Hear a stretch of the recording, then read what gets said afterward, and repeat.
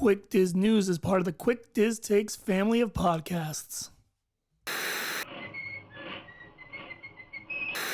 To all who come to this happy place, welcome. Hello, I'm Michael Eisner.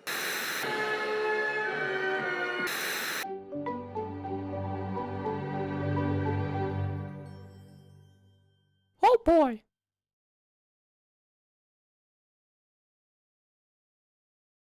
What's up, guys, and welcome to the Quick Diz News, episode number 15. I am your host, back from my 1 week sabbatical, Tim LeBeau, alongside of John Castano and Mrs. Sarah Castano, and we will skip the pleasantries and introductions this week, for we have a ton of news. And let's get right into the Quick Diz mentions. So as always, this is becoming tradition. We will start engaging in some speculation. So our first piece of speculation is about Casey's Corner. The beloved hot dog place could possibly be reopening soon. So they have re-updated their menus. They have put those out online. They have lifted the black curtains that have been closing out the shop. And that has led to lots of speculation that it will soon reopen. So Disney's online menu that they released recently does not match the menu that's up inside Casey's Corner at the moment. So clearly we have some peekies looking through the window and seeing if they jive, and they do not. So we don't know if this means it's going to reopen soon, if they're waiting on new signage, or what the situation is. Disney has not released any information about a tentative date or a phased reopening. In the meantime, guests have shared elsewhere in the parks that they're getting their fix as they wait for Casey's to reopen. And our second piece of speculation, wait for it, is about the return of fast passes. So we've talked about this a little bit, if we think Disney's going to give, go to that lightning pass or a paid pass system. So earlier this week, guests visiting the Magic Kingdom shared that not only were many of the fast pass kiosks uncovered, several of them had the welcome screen showing towards guests. They had that first initial page. So they were not able to get past that welcome screen where you scan your Magic Band and select a language, but it's hopefully a sign for things to come. So meanwhile, once again, Disney remains silent on the return of what we know to be our current fast pass system. They maintain that they are temporarily suspended due to COVID, and that stay posted, we'll get you more information when it's time. So our two speculatory, I think that's the way to conjugate it, our two speculation stories this week. I thought Johnny would be all over the Casey story. You guys been willing to wait for it. Now it's coming now. It seems like it's just going to be regular hot dogs. They get rid of the chili cheese one or whatever. That wasn't on the menu, and I like the monthly hot dogs, a different version. So I don't know. I'll just see how I feel when I get there. I would imagine it could be like the noodles at Ohana. If enough people are crabby about it, maybe they'll bring it back. I would imagine it's going to come back. That's the thing, right? Yeah. So continuing on with our quick Diz mentions, as of last Friday, all Disney parks across the world were open for the first time in 17 months. I felt that was worth reporting out on. Destination D dates have been announced for November 19th to the 21st. It will be held in Walt Disney World as opposed to out in Anaheim. We have some reopenings and returns. Disneyland's Frontierland Shoot and Exposition, Haunted Mansion Stretching Room, Pre-Show, and Interactive Queue have all returned in Walt Disney World. Twilight Zone Tower of Terror, Rock and Roller Coaster have got their pre-shows back. The Laugh and Play Space area at Splash Mountain has reopened. And Oga's in Disneyland has opened with increased capacity, almost 100% guests were told. They're combining strangers, no masks, just like pre-pandemic.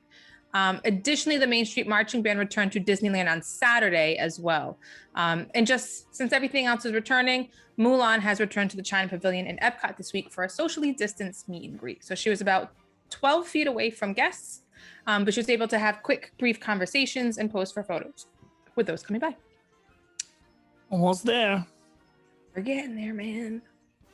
As far as refurbs, we have Saratoga Springs beginning on June 28th. The anticipated has 3 different phases, will begin by early August. So updates include connecting the hallway to the main lobby. The Port Cochere will be closed from July to late September. There'll be a temporary walkway for guests. Things are in place so that guests will not be inconvenienced. Old Key West also begins refurbs on June 28th. The den area will close, and then we'll swap off with the main lobby. So we'll get some work on those resorts. We saw some work on Polynesian Resort, we saw some work in Contemporary. So now we're getting some updates in those two as well. In related news, Pirates of the Caribbean will be undergoing general construction work. Permits were filed earlier last week for general construction. It could be just revamping ride vehicles, updating stuff. We're not sure. So Pirates and Magic Kingdom, the Boneyard Playground and Dinoland USA in Animal Kingdom. And there's one more and I can't think of what it is, but I'm sure it'll come to me later. I should have written it down. Biggest lie I tell myself, I'll remember it. No. You gotta get nervous every time they refurbish a ride like Pirates of the Caribbean. You just never know what they might take out of there or put in. They lifted the scrim on Flight of Peter Pan. They had redone an exterior paint on the ride. I think that's what it was. Oh, thank God. I was thinking they really needed that. Mm-hmm. They ought to shut it down and redo the whole ride. It'll be beautiful from the inside out at that point. Yeah, it'd be good, yeah. Hurricane-proof decorations have fallen off the castle following a week of thunderstorms and intense heat in Disney World. One of the blue gems placed on the castle for the 50th anniversary has fallen off. People think this is hysterical. I think, okay, just put it back on. Problem solved. Disney cast members participated in the annual Sunrise Yoga in Magic Kingdom on National Yoga Day earlier this week. Last year, it had been canceled due to COVID closures. So Disney World President Jeff Valley was on hand to participate and shared photos of the event on his social media account as well. And according to a permit filed with the county, Disney will be bringing a massive dynamic art display to the exterior of a parking garage on International Drive in Orlando. So in addition to the art display, Disney's also set to take over a storefront on the first floor of the parking structure and is expected to open in 2022. According to the artist renderings, it doesn't really look like a 3D art display like you would think. It looks kind of like a banner that's not attached. Like it's not like a wrap on the side of the building. It's more like a 3D version of it, kind of like a ribbon. The artist image rendering, that's the word, rendering, was a Nemo theme. So I don't know if that's just a general piece that they had to submit, but that's what it's showing. Disney has also reportedly removed over 250 alligators from the property following the death of a child in 2016. So for those unaware, a 2-year-old was attacked and killed by an alligator staying at Disney's Grand Floridian Resort. So Disney's also erected a lighthouse memorial on the property in the child's honor as well. A lot of alligators on the property, man. 250, it's a lot. Mm-hmm. It made me think about the story we had last week where there was a young male bear sighting. Yep. Like, well, there's wildlife. Like, yes, they're going to see it. Yep. Disneyland boards a record 330 boarding groups for Rise of the Resistance and Galaxy's Edge. According to sources, Disneyland generally averages about 180 boarding groups per day since the attraction opened.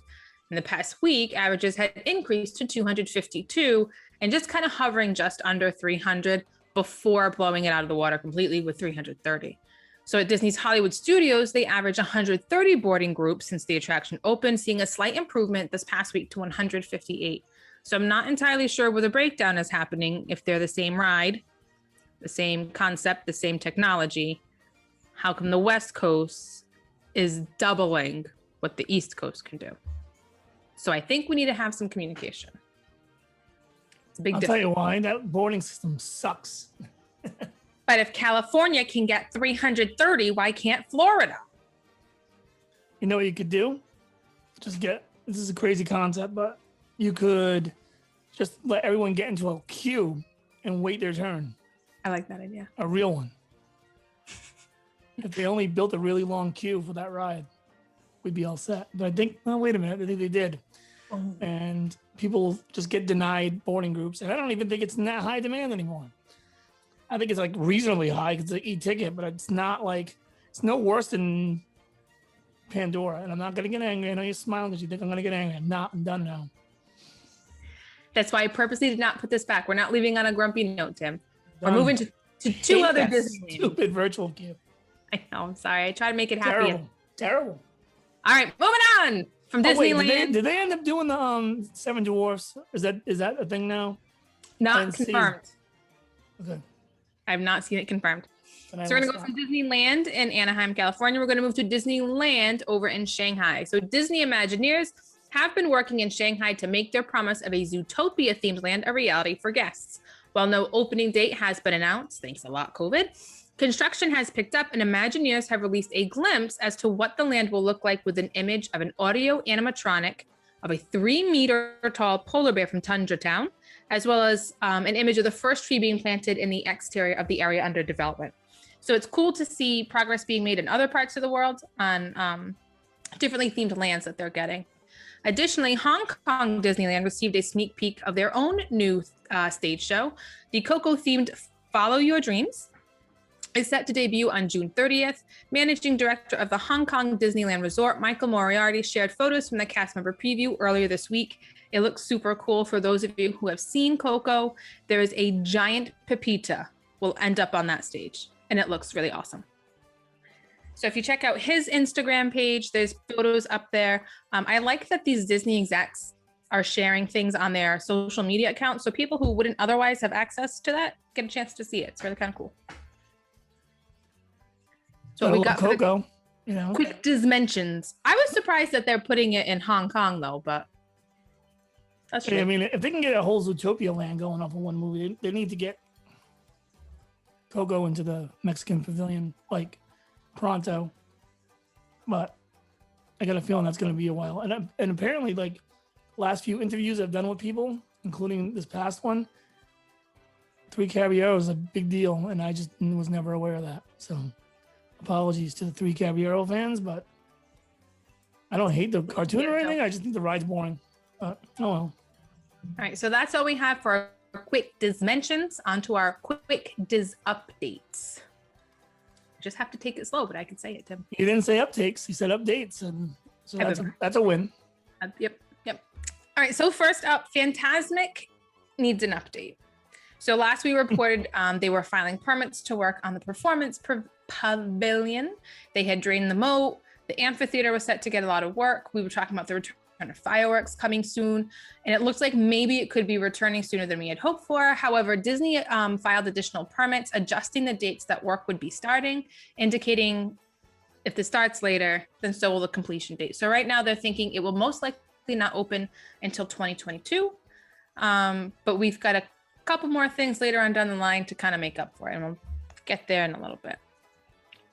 Due to COVID closures, Disneyland ended their annual pass holder program. However, legacy holders were still allowed to use their passes for discounts on merchandise and food in downtown Disney and in the parks upon their reopening.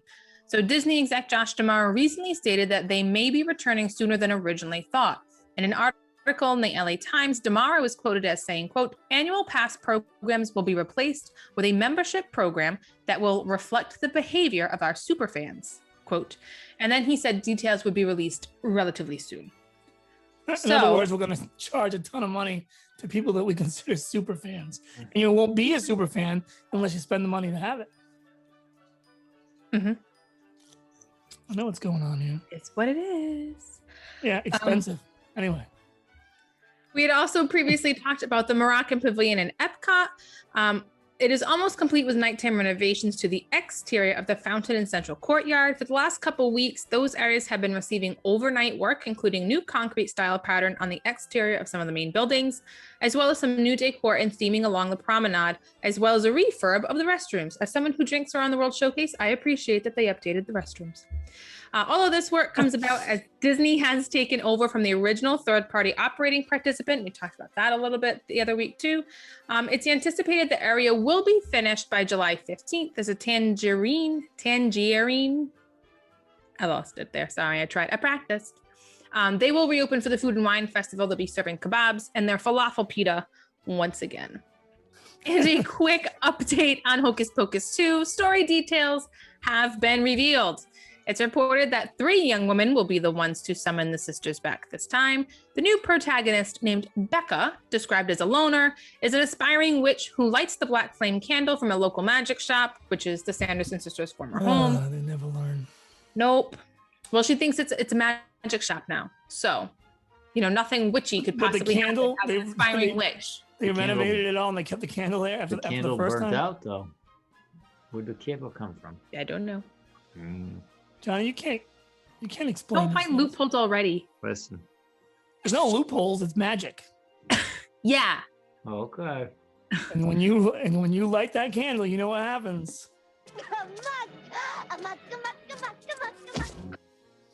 Anyway, had to get that So in with there. help from classmates Izzy, who's described to be an oddball, and Cassie, the mayor's daughter, an extremely popular girl in school, and just so happens to bully Becca, the Sanderson sisters are mistakenly summoned, cause mayhem all around the town on Halloween night.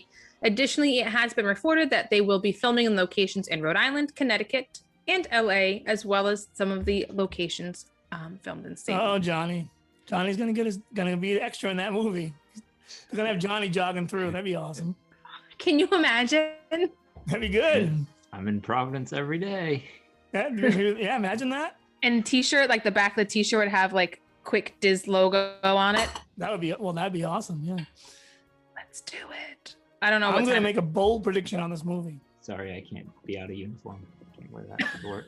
The bully character and the main character are gonna have a coming of age story during this adventure against the Sanderson sisters, and learn to love and respect each other by the time the movie's over. How much you want to bet? That's crazy. That's a crazy theory. Also,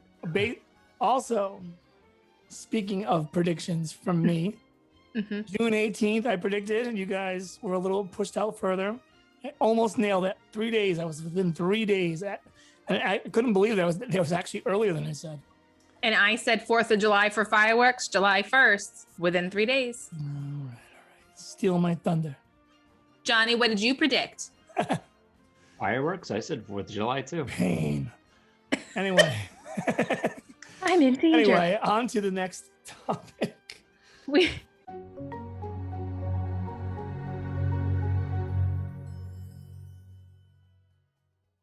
What's up, guys? It's Tim. Just here to remind you to check out our new website, quickdiztakes.com. We cover everything Disney, from our newest videos to our newest podcast, blog posts by contributors, and much more. And while you're there, do not forget to subscribe for the latest notifications on when new blog posts are posted and new videos go up. Of course, check out our YouTube page, Quick Diz Takes, and our Facebook page, Quick Diz Takes, along with Twitter at Quick Diz Takes for me, and at Palm Tree Skook for Sarah, Instagram at Quick Diz Takes Tim, and at Quick Diz Skook. And of course, if you like this, please like, share, and subscribe with friends. Thanks for listening, and now back to the show.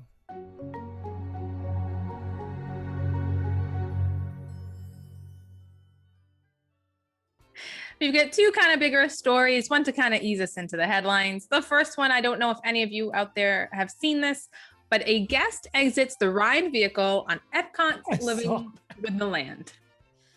I've always wanted to do it. They lived the dream, is what they did. Who does not want to pick one of those vegetables on that ride? I just want to take a moment for people to like have that sink in. I don't think I would have picked a cucumber though. It's very plain. She didn't take True. I would have picked something different. But... So the comments were like fantastic. I have to say, I live for the comment section on certain stories like where human failures occur. And people were like, well, why not take a Mickey gourd? Why would you take a cucumber? And people making all kinds of puns. It was fantastic. So for those of you who have no idea what we're talking about, videos have surfaced on the social media app TikTok and then shared on other media platforms of a female guest as they exited their ride vehicle on Living with the Land. The woman left her vehicle to steal a cucumber from the hydroponic section. Now, how far off the boat did she go to get this? It looked like it was like the one right at the edge. So if I'm guessing, like there's a couple inches between the edge of the vehicle and the edge of the water, and then maybe 2 or 3 feet of like that sand before you get to the plant. So I'm guessing no more than 5 feet. Oh. So it's not like, to me, if you're going to jump out of the boat and get in trouble, you might as well get up on there, start wandering around, maybe even jump in the next boat that comes by just to switch boats. I don't know. So the woman got off the ride vehicle, tried to get a cucumber. I don't even know if she was successful because the woman or whoever was taking the video was just like, oh, and was kind of shaky. Like it was so crazy. Yeah. Someone else got off the vehicle to help her back to her seat. She fell. The other person was able to get her onto the boat and himself back onto the boat before the ride ended. So nothing happened among the comments.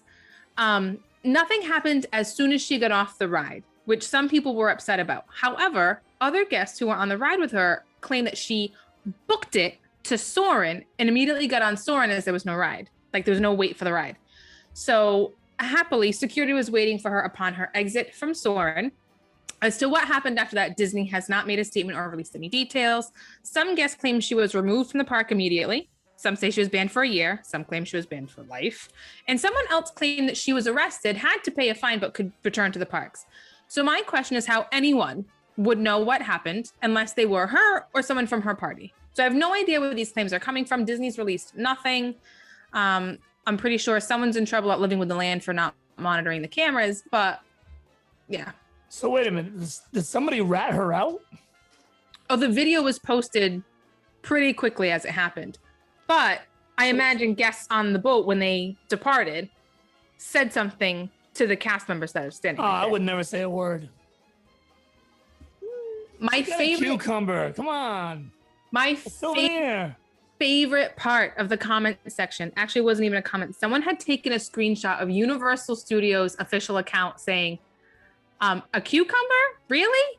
A churro we could see, but not a cucumber. That's what I mean. And I love that Universal's just feeding right into this. Now I wonder if she would have hightailed it just out of there. Let's say she left the pavilion and just left for the day and come back next day or whatever. Would she have just gotten away with it? I don't know. Maybe she figured they're going to anticipate I leave the pavilion. Let me slip on Soren. Or maybe she figured she's gonna get kicked out for life, so let's get one more ride on Soren. Nice flying there, buddy. Well, they use the facial recognition software they have now, so next time she comes in the park, they bag her anyway. Right. You have to have been drinking, because think about it. You're sitting there, either crazy or you're drinking, because you're sitting there and you know, like, all right, I want to do it. It's like, but if you do it, you know, you're done. I'm surprised. That's pretty good. She was able to get all the way on to Soren after, but they're sitting there waiting for her after. That's right. When she's seen that, she must have been like, oh man.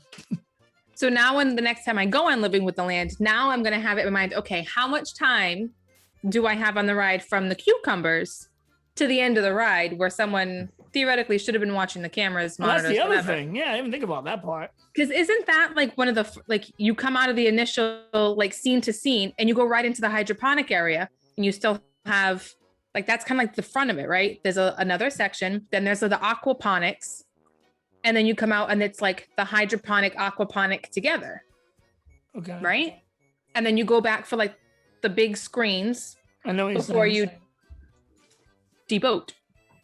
You're not a fit. Yeah. So that's weird. Also, that reminds me, there's a video on YouTube. I don't know if either of you guys or anybody out there has seen it, but it was a video from these kids in the mid '90s who would frequently leave their vehicles during Horizons and just hang out on sets. I'm gonna send that to you. You have to see that. It's pretty good. It's like a detail. So it's been years later. They put it in like a documentary kind of format, and they break it down. They show them in there and like how they did it, and they had like a system of how to count cars, and like no one would see them. It was wild, but they did it like over and over and over again, and they were like bouncing around from different scenes, and yeah. Anyway, I'll send that to you guys later. But go ahead. All right, and our big headline this week, 2 new spectaculars to debut on October 1st as part of the 50th anniversary. So Epcot, we know, will be debuting its own nighttime spectacular, Harmonious, which I never realized the U and the S is capitalized, like as an us, as a global community. So I've always just seen it. Yeah. So I'm a little bit excited. I'm kind of hoping it's very Sam Eagle, like a tribute to all nations, but mostly the United States, because that would make me giggle. But anyway, so we've discussed this before in the podcast. So for those unfamiliar, it's a tribute to the stories and songs that unite us all, incorporates pyrotechnics, choreographed moving fountains, lighting and media. Musical accompaniment will be interpretations of Disney songs as we've never heard them before, reimagined in more than a dozen languages by a diverse group of 240 artists from around the world. So they announced that Magic Kingdom will kick off the 50th anniversary celebration by debuting its new nighttime spectacular. We're not getting Happily Ever After. It's called Disney Enchantment. It will be featuring music, enhanced lighting, stunning fireworks, and for the first time, immersive projection effects that extend from Cinderella's castle down Main Street. So we've had the projection from Main Street onto the castle before, but this time the projections are being reversed and going on to guests in Main Street, USA. And then additionally, we already know Hollywood Studios doesn't have anything going on. Animal Kingdom will debut kite strings. It will be a daytime spectacular. It will be shown multiple times a day at the Discovery River Amphitheater. Performers will fly wind catchers and kites of all shapes and sizes. While out on the water, elaborate three-dimensional kites, some as long as 30 feet, will depict Disney animal friends, such as Zazu, Simba, Baloo, and King Louie, to the beat of Disney favorites. It's meant to be this very positive, happy, family, upbeat show. Additional announcements for the 50th celebration included revealing new iridescent outfits for Mickey, Minnie, Donald, Daisy, Pluto, Goofy, Chip, and Dale. Those 8 get some fantastically blue iridescent outfits. The Friends will also be featured in special golden sculptures that will be shown around Magic Kingdom. There will be 50 characters total displayed across all 4 theme parks, and it is rumored that those sculptures will also be interactive. So they gave some concept art of Mickey and Minnie in that hub area in front of Cinderella's castle. They do look cool, but I'm not entirely sure if they're going to be like the busts from Haunted Mansion, like that kind of an interactive piece. I'm not really sure. So it is what it is. That's our big story. It's our big story for this week if you guys wanted to weigh in. Actual audio footage, actual audio sound from the people watching that show in Animal Kingdom. That sounds terrible. Animal Kingdom can't, except for the projection, they can't do a show. It's terrible. It's just rivers of light in the sky, basically. Yeah, and as if we hadn't had enough of that show for, the 1 year run that show went on. They couldn't even think of a good name. That's how they're not Kite Tales. Ooh, very exciting. It makes me want to go down and watch it. I'm also pretty sure wind catchers and kites are the same thing. You couldn't couldn't figure out a better name like animal related and fit in the Animal Kingdom. Why do they always struggle with that? Well, they also have movies named Cars and Planes. So maybe they're at the bottom of the creativity barrel at the moment. Maybe they'll make a movie called Kites with anthropomorphic kites that talk to each other and talk about climate change and wind patterns. I guess. They had all those years of no shows, and then they try the show and it's failed. And just go back to having no show at Animal Kingdom. Well, the one thing I will say though is that area they made for Rivers of Light is a beautiful place to have a show. Yeah, but they can't do everything, because the animals, it has to be quiet. Technically, they can't even. So it's just tough. I don't know. Maybe they should do a parade or a water cavalcade. Call it a day. I don't know. Because of the animals, yeah, maybe you just shouldn't have a show. The projection on the tree is good. Could we get, now go with me here. We've already got a different version of Festival of the Lion King. Could we get another version on the little barges that just goes through? Like, could we get those chimpanzees, those acrobatic chimpanzees on a float? I'd be all right with that versus what goes on now. Well, they may also have to be which went on. I don't know. Just pick a few animal properties and cartoon properties and just put a little show out that it's not that loud and make it like 10 minutes and let's move on. Whatever they had going on there was terrible. I remember we had the after hours. We had bought the after hours pass. And I was like, I will stop because we can actually see this. Because when it first came out, it was a little bit popular. And it was around that time. We sit there and start watching it. And I'm like, this is awful. I felt the same thing about Epcot Forever though, too. When I was watching it with you guys, I was like, this is not very good. You got the 2 twin sisters from, The Shining singing old Epcot songs. And I don't know. Although I enjoyed it was called Forever and was a year. Yeah, well. Meanwhile, the Millennium Celebration lasted, a decade? Forever. They just called it Illumination. I think it was absolutely horrible. Maybe they're losing their touch with nighttime shows. I don't know. They set the bar too high for themselves. No, it was a good nighttime show. Or is it? I don't know if they still do it. Is that Star Wars one on the Chinese theater? You ever see that one? No? We'd always go I've seen to pieces of Fantasmic. It was a good one. Even like I remember my father-in-law even was like, "Oh, it was really good," and he doesn't even like Star Wars, but it was just good the way they do it.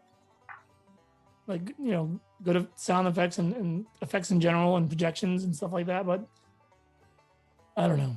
I just think Animal Kingdom is. I think that area is beautiful down there, but I wish they could figure out some way to use it so that it's not absolutely 20 minutes of sheer boredom. I mean, I know they can't do fireworks because of the noise, but can they do pyrotechnics? Like, Fantasmic has the moat with the fire and the water and pyrotechnics in projection and music, right? In addition to fireworks. Could they just remove the firework element and create something with those I don't know. factors? Like you're using water cannons and fountains in Harmonious. Can we take that element? Like, look at all these different elements that Disney has and utilizes that are not fireworks. Can we do some combination and make a decent show based on some currently unused animal property that Disney already owns? Like, look at most of the early work: Bambi, 101 Dalmatians, Aristocats, Oliver and Company. Like, there's so many of them. They make all their money back. Maybe they'll think about doing that for you. Oh, they made their money back. I don't even want to hear that nonsense. You talk Anyway, they could maybe they could just they could go with the whole water thing with projections, but actually like put a story, like an animated, somewhat entertaining story on there or something. I don't know what they had going on there. Doesn't even make any sense. They had these people dancing on the barges and then these water projections of animals, and it's like there's a safari right down the way there. Why do I want to watch this? Or a story of families with all the I don't know, because they kill off the mother a lot. Never mind. It's weird. But and that's why I didn't do well. So there you go. And that might have been like the most short-lived, because I mean I think their plan was for that to be permanent for quite a while. It was short-lived. All right, we're done. That was our big news. Yes, that was our big news. There's a lot this week. Yeah, it was. I particularly enjoyed the lady jumping out of the boat. I wish she had done a little bit more. I wonder how much more she would have gotten away with if she had tried to do more. But I know she fell trying to get back in. That was pretty. I guess we'll have to wait till Johnny and Sarah get down there. Maybe one of them can jump out of the boat and let me know. Not if I get banned. I'm swimming with the tilapia. Oh. Well, all right, that's fine. I just want to know if those cultures that they've been like jiggling around, if they've ever changed out those samples. Ever. I don't know. Eventually that liquid has to evaporate, no? I'm sure they maintain it. I would, you would like to think, although that ride's old. So, all right, we're getting out of here. We've lost it. Everyone's getting all giddy. Johnny's exhausted. He is very, very tired. I can see on my left screen here. We will talk to you guys. Well, actually, let's see. Yes, we'll talk to you guys next week in the news, and we get some more guests coming on this week, and some more Fab 4 episodes coming up soon, as we'll start recording those again this week, I believe. So, yeah, we'll see you guys soon, and have a good weekend and a good rest of your week.